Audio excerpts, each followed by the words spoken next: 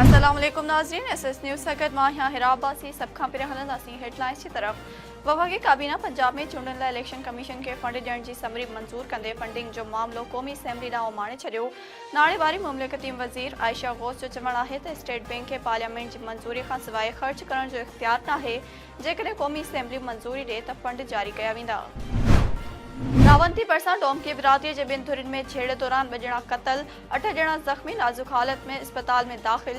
पोतन जा लाश ज़रूरी कार्रवाई बाद वारिसन हवाले कया विया। दराखान मरी अस्पताल इंतजामिया लखे रुपयनि जो सरकारी दवाऊं मरीज़न के ॾियण बदिरां मदी ख़ारिज ॼाणाए कचरे जे ढेर ते उछलाए छॾियूं। वीडियो वायरल बावजूद इंतजामिया नोटिस न वरितो, इलाज लाइ ईंदड़ मरीज़ परेशान। नाज़रीन, हिन वक़्त जो हेडलाइंस वधीक ख़बरुनि ऐं अपडेट्स जे लाइ ॾिसंदा रहो सिर्फ़ SS न्यूज़।